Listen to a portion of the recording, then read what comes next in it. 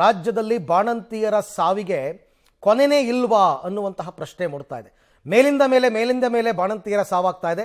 ಈಗ ಬೆಳಗಾವಿಯ ಬಿಮ್ಸ್ ಆಸ್ಪತ್ರೆಯಲ್ಲಿ ಮತ್ತೋರ್ವ ಬಾಣಂತಿಯ ಸಾವಾಗಿದೆ.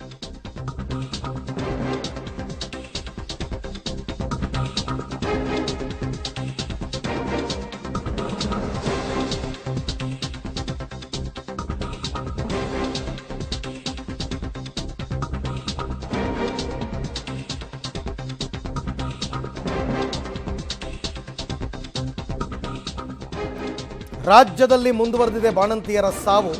ಬೆಳಗಾವಿಯ ಬಿಮ್ಸ್ ಆಸ್ಪತ್ರೆಯಲ್ಲಿ ಬಾಣಂತಿಯೊಬ್ಬರ ಸಾವಾಗಿದೆ. ಹುಕ್ಕೇರಿ ಮೂಲದ ವೈಶಾಲಿ ಕೊಟಬಾಗಿ ಅಂತ ಮೃತ ಬಾಣಂತಿ. ನಿನ್ನೆ ಅಷ್ಟೇ ಅವರು ಹೆಣ್ಣು ಮಗುವಿಗೆ ಜನ್ಮ ನೀಡಿದರು. ನಿನ್ನೆ ಎದೆ ನೋವು ಅಂತ ಹೇಳಿ ಅವ್ರನ್ನ ಅಲ್ಲಿಂದನೇ ICUಗೆ ದಾಖಲು ಮಾಡಲಾಗಿತ್ತು. ಹಾಸ್ಪಿಟ್ಲಲ್ಲೇ ಇದ್ದರು, ಡೆಲಿವರಿ ಅಲ್ಲೇ ಆಗಿತ್ತು. ಆಮೇಲೆ ಅವ್ರನ್ನ ಹಾಸ್ಪಿಟ್ಲಿಂದ ICUಗೆ ದಾಖಲು ಮಾಡಾಗಿತ್ತು. ಚಿಕಿತ್ಸೆ ಫಲಕಾರಿಯಾಗದೆ ಈಗ ಬಾಣಂತಿ ವೈಶಾಲಿ ಸಾವನ್ನಪ್ಪಿದ್ದಾರೆ. ಈಗ ವೈದ್ಯರ ನಿರ್ಲಕ್ಷ್ಯಕ್ಕೆ ಬಾಣಂತಿ ಸಾವು ಅಂತ ಕುಟುಂಬಸ್ಥರು ಆರೋಪ ಮಾಡ್ತಾ ಇದ್ದಾರೆ. ಮರಣೋತ್ತರ ಪರೀಕ್ಷೆಯನ್ನು ಮಾಡಬಾರದು ಅಂತ ಪಟ್ಟು ಹಿಡಿದು ಕೂತಿದ್ದಾರೆ. ಅಲ್ಲೇ ಬೇಜವಾಬ್ದಾರಿ ಮಾಡ್ರಿ ಮೊದಲು. ಅಲ್ಲಿ ಡಾಕ್ಟರ್ ಇರಕ್ಕಿಲ್ಲ, ಅಲ್ಲಿ ಗುಲ್ಕೊಡಕ್ಕೆ ಡಾಕ್ಟರ್ ಇಲ್ಲ, ನೀವು ಮುಂದೆ ಹೋಗಿರತ್ತಂದ್ರೆ ಮುಂದೆ ಹೋಗಿರೋಣಂತೆ ನಾವು ಇಲ್ಲಿ ಬಂದ್ರೆ ನೀನು ಎಲ್ಲ ಬರಬೋದು, ಕಂಡೀಷನ್ ಬರಬಿಡ್ತಾರೆ. ಬೆಳಿಗ್ಗೆ 7 ಗಂಟೆಗೆ ತ್ರಾಸ ಮಾಡ್ಕೋದು, ಚೆಸ್ಟ್ ಪೇನ್ ಬರೈತೆ ಅಂದ್ರೆ ಇವ್ರೇನು ಮುಂದೆ ಅಸಿಡಿಟಿ ಆಗೈತೆ ಅಂದರು. ಒಂದೇನು ಇಂಜೆಕ್ಷನ್ ಮಾಡಿ ಒಂದು ಸಲೈನ್ ಹಚ್ಚೋದ್ರೆ ಮತ್ತು ಹೊಳೆ ಕರೆದು ಕೇರ್ ಮಾಡಲಿಲ್ಲ ರೀ. ಆಮೇಲೆ ಬಾಡಿ ತರಕ ಬಂದಂಗೆ ಮಾಡಿಬಿಟ್ಟು. ಅದಲ್ರಿ ಈಗ ಬೆಳಿಗ್ಗೆ ಎಷ್ಟು ಗಂಟೆಗೆ 6 ಗಂಟೆಗೆ ಇಲ್ಲಿ ತೊಗೊಂಬಂದಿದ್ರಿ ನೀವು? ಹಾಂ ರೀ. ಆಮೇಲೆ 6 ಗಂಟೆಗೆ ಡೆಲಿವರಿ ಎಷ್ಟು ಗಂಟೆಗೆ? 9:45. 9:40. ಅದ್ರ ಬಳಗ ನೀವು ಎಷ್ಟೊತ್ತಾಗ ಇದ್ದೀರಿ ಅವ್ರ ಜೊತೆ? ನಾನು ನಿನ್ನೆ ಇಲ್ಲೇ ಅದನ್ರಿ ಸರ್, ಹಾಸ್ಪಿಟಲ್ ಬಿಟ್ಟು ಎಲ್ಲಿ ಹೋಗಿಲ್ಲ, ನಿನ್ನೆ ಇಲ್ಲೇ ಇದ್ದವ್ರು ನಾವು. ಇಲ್ಲೇ ಅದೇವ್ರಿ? ಹಾಂ, ಇಲ್ಲೇ ಅದ. ಏನತ್ತ ಅನ್ನೋದ್ರ ಅವ್ರು ನಿನ್ನೆ ಎಲ್ಲ ಬರೋಬ್ಬರಿ ಇತ್ತು, ಏನು ಪ್ರಾಬ್ಲಮ್ ಇಲ್ಲ. ಬೆಳಿಗ್ಗೆ ತ್ರಾಸ ಚಲೋ ಚೆಸ್ಟ್ ಪೇನ್ ಆಕೈತಿ, ಇವ್ರು ಕರೆದ್ರೆ ಬೇಜವಾಬ್ದಾರಿ ಮಾಡಕತ್ತಾರೆ. ಹಾಂ ರೀ. ಕರೆದ್ರು ಯಾರೋ ನಮ್ಮನ್ನ ಹೊರಗೆ ಹಾಕಿದ್ರೆ ನಮ್ಮ ಮದರ್ ಕರೆದ್ರೆ ಒಂದ್ಸಲ ಬಂದಿರ್ತಾರೆ, ಹೊಳ್ಳಿ ಬರಬಾರ ಬಿಟ್ಟಾರ. ಬೇಜವಾಬ್ದಾರಿ ಮಾಡ್ಕೋತ ಸಂಡೇ ರೇ ಅವರೆಲ್ಲ ಡಾಕ್ಟರ್ ಎಲ್ಲ ತಿರ್ಗಾಡಕ್ಕೆ ಮಾಡಕ್ಕೆ ಹೊರ ಮಕ್ಕಳನ್ನ ಕರ್ಕೊಂಡ. ಮತ್ತು ಹುಡುಗರ ಮತ್ತೆ ಏನು ಮಾಡೋರು ಅವ್ರು ಕೆಲಿ ಹುಡುಗರು ಭಾಳ ಇಲ್ಲ. ಓಕೆ. ಆಮೇಲೆ ಈಗ ಹುಡುಗರಿ ಅದ ಹುಡುಗಿ ಐತ್ರಿ ಪಾಪ, ಒಂದು ಹುಡುಗಿ ಹುಟ್ಟೈತ್ರಿ.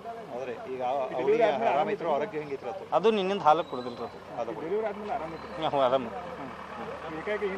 ಹಾಂ ಏನು ನನಗೂ ತಿಳಿಲಿಲ್ಲ ಅದು ಯಾಕೋ. ಬಟ್ ಏನೂ ಆಗೈತಿ ಅವ್ರಿಗೆ ಗೊತ್ತಿರೋದ. ಅವ್ರವ್ರು ಏನು ಮಾತಾಡತ್ತೀರಿ. ನಾನು ಇಲ್ಲಿ ತೊಗೊಂಡು ಹೋಗುವಾಗ ನಾನು ಸೈನ್ ತೊಗೊಂಡು ಕರ್ಕೊಂಡು ಒಳಗೆ ಹೋದಾರ ಅವರು. ಈ ಬಗ್ಗೆ ಮತ್ತಷ್ಟು ಮಾಹಿತಿ ನನ್ನ ಕೊಲೀಗ್ ದಿಲೀಪ್ ಅವರಿಂದ ಪಡ್ಕೊಳ್ಳೋಣ. ದಿಲೀಪ್, ಈಗ ಇಂಥ ಪ್ರಕರಣದಲ್ಲಿ ನಾವು ಎರಡೂ ಕಡೆ ಅಹವಾಲನ್ನು ಕೇಳಬೇಕಾಗತ್ತೆ. ಮೃತ ಬಾಣಂತಿಯ ಸಂಬಂಧಿಕರ ಆರೋಪ ಏನು ಮತ್ತು ಅದಕ್ಕೆ ಆಸ್ಪತ್ರೆಯವರ ಸ್ಪಷ್ಟನೆ ಏನು ಅಂತ? ಅರವಿಂದ್, ಪ್ರಮುಖವಾಗಿ ಮೃತ ಬಾಣಂತಿ ಏನೇನು ಗಂಡ ಇದ್ದಾರೆ, ಪತಿ ಇದ್ದಾರೆ, ಅವ್ರು ಹೇಳ್ತಾರೆ ಅಂತಾರೆ ಸರಿಯಾಗಿ ಸಮಯಕ್ಕೆ ಚಿಕಿತ್ಸೆ ಫಲಿಸಲಿಲ್ಲ.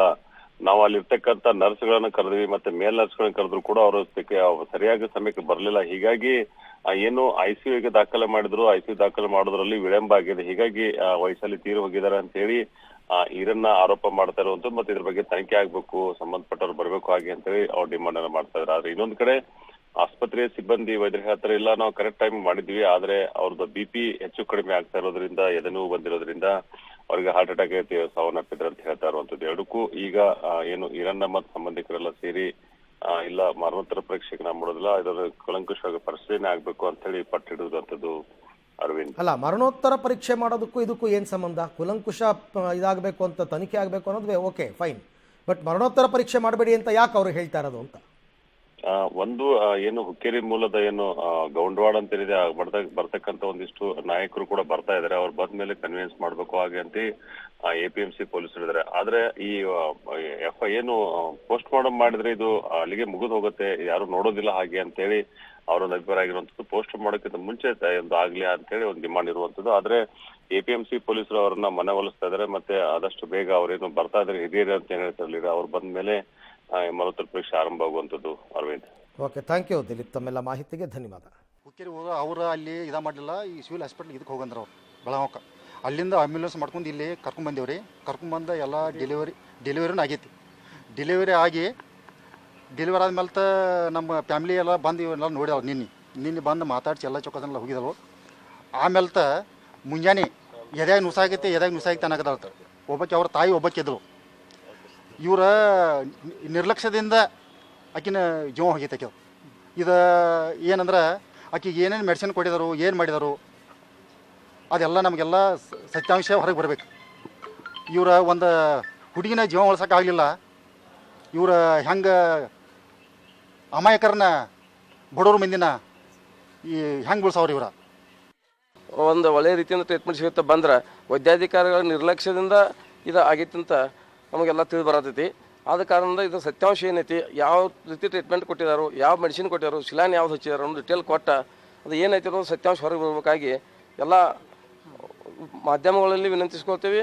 ಮತ್ತು ಎಲ್ಲ ರೀತಿಯಿಂದ ನಮಗೆ ಕೋಪರೇಷನ್ ಕೊಡ್ಬೇಕಂತಂದ ಎಲ್ಲ ಆರೋಗ್ಯ ಮಂತ್ರಿಗಳನ್ನ ಕೇಳ್ತೀವಿ. ಮತ್ತು ಮಕ್ಕಳ ಕಲ್ಯಾಣ ಮತ್ತು ಸಚಿವರಂತ ಶ್ರೀ ಲಕ್ಷ್ಮೀ ಹೆಬ್ಬಾಳ್ಕರ್ ಮೇಡಮ್ ನಾವು ವಿನಂತಿ ಮಾಡ್ಕೋತೀವಿ. ಸರಿಯಾದ ರೀತಿಯಲ್ಲಿ ನಮಗೆ ಏನೋದ ನ್ಯಾಯ ಒದಗಿಸ್ಕೊಡ್ಬೇಕಂತಂದು ಅವರಲ್ಲಿ ವಿನಂತಿ. ಮೊದಲನೇದಾಗಿ ಹಾಸ್ಪಿಟ್ಲ್ ಅವರು ಕರೆಕ್ಟಾಗಿ ಮೆಡಿಕಲ್ ರೀಸನನ್ನು ಕೊಡಬೇಕು. ಆಮೇಲೆ ಅದಕ್ಕೆ ಬೇಕಾದಂತಹ ಪೂರಕವಾದಂತಹ ಎವಿಡೆನ್ಸ್ಗಳನ್ನ ಕೊಡಬೇಕು. ಈಗ ಅವ್ರು ಹೇಳ್ತಾರೆ BP ತುಂಬ ಫ್ಲಕ್ಚುಯೇಟ್ ಆಯಿತು ಅಂತ. ನೀವು ಆ ಸಂದರ್ಭದಲ್ಲಿ ECG ಮಾಡಿದ್ರಾ? ECG ಮಾಡಿದರೆ ECG ರಿಪೋರ್ಟ್ ಕೊಡಿ. ಅವ್ರಿಗೇನು ಅನಾರೋಗ್ಯ ಕಾಡ್ತು ಅಂತಕ್ಕಂಥದ್ದನ್ನು ನೀವು ತೋರಿಸಿ. ಅದನ್ನು ತನಿಖಾ ಸಮಿತಿಯವ್ರು ಏನಾದರೂ ನೇಮಕ ಆದರೆ, ನಾನು ಹೇಳ್ತಾ ಇರೋದು, ಅವ್ರು ನೋಡಿ ಇದು ಹಾಸ್ಪಿಟಲ್ ಅವರ ನಿರ್ಲಕ್ಷ್ಯನ ಅಲ್ವಾ ಅಂತಕ್ಕಂಥದ್ದು ಕನ್ಫರ್ಮ್ ಆಗುತ್ತೆ. ಅದರ್ವೈಸ್ ಅವ್ರು ಆರೋಪ ಮಾಡ್ತಾನೆ ಇರ್ತಾರೆ. ಈಗ ಒಂದು ಸರ್ತಿ ಸಾವು ಆಯಿತು ಅಂದಮೇಲೆ ಬೇರೆ ಏನೂ ದಾರಿ ಇಲ್ಲ. ನೀವು ಪೋಸ್ಟ್ಮಾರ್ಟಮನ್ನು ಮಾಡಿಸ್ಲೇಬೇಕಾಗತ್ತೆ, ಮಣ್ಣು ಮಾಡಲೇಬೇಕಾಗತ್ತೆ. ಬಟ್ ತನಿಖೆ ಅಂತೂ ಆಗಲೇಬೇಕು.